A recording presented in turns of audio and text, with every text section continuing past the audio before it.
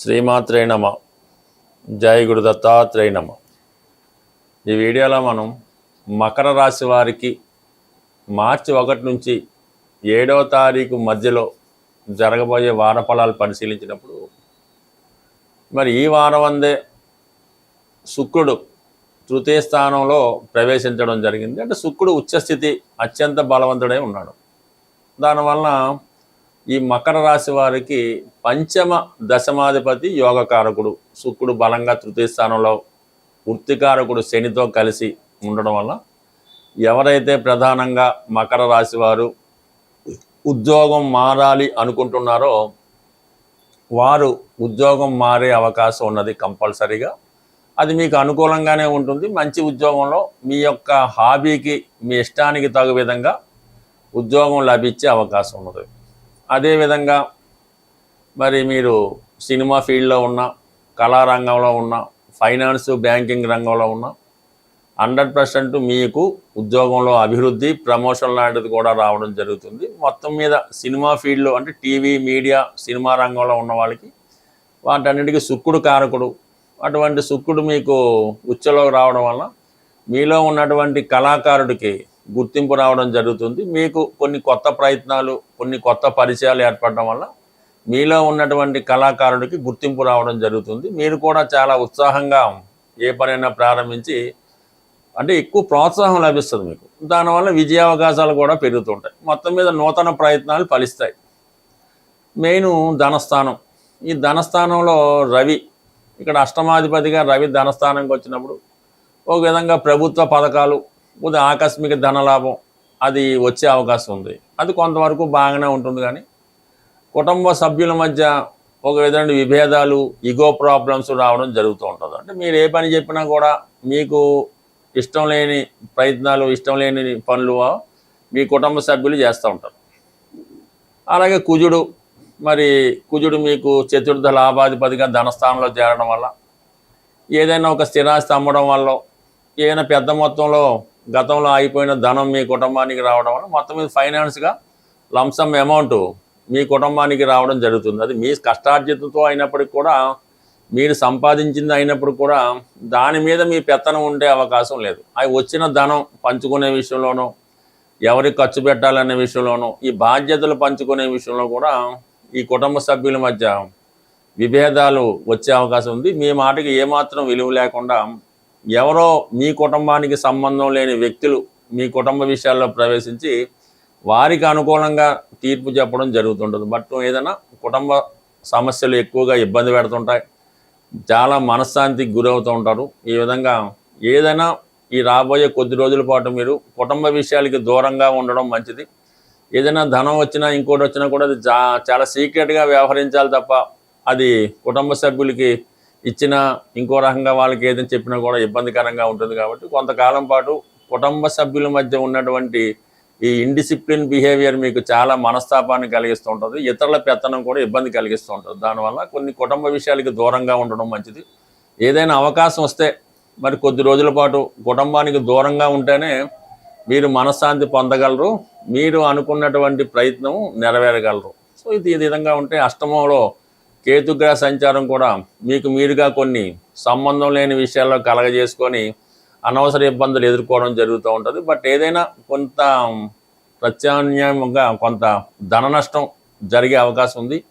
అలాగే మీ కుటుంబంలో ఒకరికి ఏదో ఒక అవకాశం రావడం వల్ల, ఏదో కారణం వల్ల కుటుంబాన్ని వీడి వేరే ప్రాంతానికి వెళ్ళడం కూడా జరిగే అవకాశం ఉంది. మొత్తం మీద ఏదైనా వ్యక్తిగతంగా మీకు అభివృద్ధి బాగున్నప్పటికీ కూడా కుటుంబ సమస్యలు, ఆర్థిక విషయాలు మీకు బాగా ఇబ్బంది పెడతా ఉంటాయి. ప్రతిదీ కూడా నెమ్మదిగా పరిష్కారం అవుతుంది. కొంతకాలం ఓర్పు వస్తే ఎంత పెద్ద సమస్య అయినా పరిష్కారం అవడం జరుగుతూ ఉంటుంది. ప్రధానంగా మనం ఈ వారంలో చంద్రగ్రహణం అన్నది 3వ తారీఖున ఏర్పడడం జరుగుతుంది. విధి విధానంగా అటు కుంభరాశి వారు, అటు సింహరాశి వారే కాకుండా ఇంచుమించుగా ప్రతి రాశి వారు కూడా ఈ గ్రహణ సంబంధించినటువంటి పరిహారాన్ని తప్పకుండా చేయవలసి ఉంటుంది. ఇప్పుడు చంద్రుడికి ఏర్పడుతున్నటువంటి ఈ గ్రహణం వల్ల చాలామందికి మానసిక అశాంతి లాంటిది ఏర్పడడం జరుగుతూ ఉంటుంది. ఏదో ఒక కష్టం జాతకుడికి కలుగుతూ ఉంటుంది. విద్యార్థులు ప్రధానంగా ఈ గ్రహణ నియమాన్ని పాటించి తగు విధంగా పరిహారం చేసుకుంటే విద్యలో బాగా రాణించి రాబోయే ఎగ్జామ్స్లో కంప్లీట్గా మీరు విజయం సాధించడానికి బాగుంటుంది. ఇటు వ్యాపారస్తులు కానీ ఉద్యోగస్తులు కానీ ఎవరైనా మీ యొక్క ఆచార ప్రకారం మీ యొక్క కుల గురువు కానీ మీ పంతులు గారు కానీ మీ ఆస్థాన పండితుడు కానీ అడిగి వారు చెప్పే విధంగా కంప్లీట్గా మీరు ఈ గ్రహణాన్ని విధి విధానంగా పాటించి తగు విధంగా దానం కూడా చేయవలసి ఉంటుంది. మరి చంద్రగ్రహణం కాబట్టి ఈ బియ్యం డొనేట్ చేయడం వల్ల కలిగిపోతుంది. దాని తర్వాత కంప్లీట్గా మీరు శివుడికి ఆవుపాలతో అభిషేకం చేయించుకోవడం, వీలైతే కొంతమంది కన్నా భోజనం పెట్టించడం, అంటే అన్నదానం అది అనలేం కానీ ఒక 10 మంది అతిథులు పిలిపించి చక్కగా భోజనం పెట్టడం వల్ల ఈ గ్రహణం మీకు అనుకూలంగా మంచి ఫలితాన్ని ఇవ్వడం జరుగుతూ ఉంటుంది. ఇంకా ప్రధానంగా తల్లిగారి యొక్క ఆశీర్వాదం తీసుకున్నా కూడా ఈ గ్రహణ దోషం పోయి మీకు మంచి మనసు, మంచి ఆయుష్, మంచి జ్ఞానం వచ్చే అవకాశం ఉన్నది. సో దానివల్ల అది కంప్లీట్గా పాటించండి. తల్లిగారి యొక్క ఆశీస్సులు తీసుకోండి. తల్లిగారికి ఏదో ఒక బహుమతి ఇచ్చి వారి ఆశీస్సులు తీసుకుంటే ఇంకా బెటర్గా ఉంటుంది. సో దాంతోపాటుగా మన ప్రేక్షకులకి ఒక ముఖ్యమైనటువంటి విన్నపం ఏంటంటే, ప్రతి సంవత్సరం కూడా మా జ్యోతిష విజ్ఞాన కేంద్రం అనే ఒక ఫర్మ్ ద్వారా ఈ జ్యోతిష మహాసభలో నిర్వహించడం జరుగుతూ ఉంటుంది. సుమారుగా ఇది 10వ సంవత్సరం. ఈ నెల అంటే ఇంచుమించుగా ఈ మార్చి నెల 22వ తారీఖున ఆదివారం రోజు మన హైదరాబాద్లో ఈ సుందరయ్య విజ్ఞాన కేంద్రంలో ఈ జ్యోతిష సభ ఒకటి ఏర్పాటు చేయడం జరిగింది. దాంట్లో ప్రముఖుల్ని ఆహ్వానించి ఈ జ్యోతిషానికి ఉపయోగపడే, అంటే మీకు ఎవరైతే జ్యోతిష విద్యార్థులు ఉంటారో, జ్యోతిష్కులు ఉంటారో వారికి ఉపయోగపడే కొన్ని విషయాలు చర్చించడం జరుగుతుంటుంది. మీలో ఎవరికైనా ఈ జ్యోతిష సభలో పాల్గొని మీకు వచ్చిన విధంగా సభలో ప్రసంగించాలనుకున్నా, సభలో పాల్గొవాలన్నా మమ్మల్ని సంప్రదించవచ్చు. దీనికి ఏ విధమైనటువంటి ఫీజు ఉండదు. మరి సభలో పాల్గొన్న వారికి అన్ని సౌకర్యాలు, అంటే భోజన సౌకర్యాలన్నీ కూడా ఉచితంగానే ఏర్పాటు చేయడం జరుగుతుంది. ఎటువంటి ప్రవేశ రుసుము ఉండదు. కాబట్టి ఎవరైనా మా మీద అభిమానం ఉన్నవాళ్ళు, కొత్త విషయాలను తెలుసుకుందాం అనుకునే వాళ్ళు ఈ నెల 22వ తారీఖు ఆదివారం రోజు జరగబోయే సభకు ముందుగా మీ యొక్క పేర్లు ఇచ్చి మమ్మల్ని ప్రోత్సహిస్తారని ఆశిస్తూ, అలాగే ప్రధానంగా ఈ వారం నుంచి శుక్రుడు ఉచ్చస్థితిలోకి వచ్చి మరి కొన్ని రాసుల వారికి మాలవ్య మహాపురుష యోగం అనే యోగం ఏర్పడింది. శుక్రుడు బలంగా ఉన్నప్పుడు మరి లక్ష్మీదేవిని ఆరాధించడం వల్ల, పూజించడం వల్ల మనకి తొందరగా అమ్మవారి ఫలితం ఇవ్వడం జరుగుతూ ఉంటుంది. అందువలన ఏంటంటే ఈ సమయంలో మీరు ఈ రాబోయే ఈ మార్చి 1వ తారీఖు నుంచి 25వ తారీఖు మధ్యలో కనీసం ఒక 18 రోజులు పెట్టుకొని ప్రతిరోజు కూడా విధి విధానంగా లక్ష్మీ అమ్మవారిని, అంటే మీరు ఏ రూపంలో అమ్మవారిని ప్రసన్నం చేసుకున్నా పూజించినా పర్వాలేదు, కలవ పువ్వులతో అమ్మవారిని ఏదో ఒక శుక్రవారం రోజు కానీ మంగళవారం కానీ ఏ రోజైనా కలవ పువ్వులతో అమ్మవారిని అలంకరించి, వీలైతే ఈ ప్రతిరోజు కూడా, అంటే ఈ శుక్రుడు ఉచ్చలో ఉన్న రోజులు కూడా శ్రీ సూక్తం కానీ, లక్ష్మీ స్తోత్రం కానీ, కనకదార స్తోత్రం కానీ పారాయణ చేస్తూ కంప్లీట్గా మీరు ఈ విధానం పాటించడం వల్ల, అలాగే ఏదైనా అమ్మవారి ఆలయంలో అమ్మవారి కలవ పువ్వులతో అర్చన చేయడం, దానివల్ల ఏంటంటే మీకు అమ్మవారు తొందరగా అనుగ్రహించడం జరుగుతూ ఉంటుంది. సాధారణంగా మీకు ఈ దేవతలు ఫోటోలు అవి చూసినప్పుడు కొంతమంది చేతిలో ఈ కలవ పువ్వు ఉండడం జరుగుతూ ఉంటుంది. సూర్యభగవానికి ఉంటుంది, లక్ష్మీ అమ్మవారికి ఎలా ఉంటుంది, కొంతమందికి అది సింబాలిక్గా పెడుతుంటారు.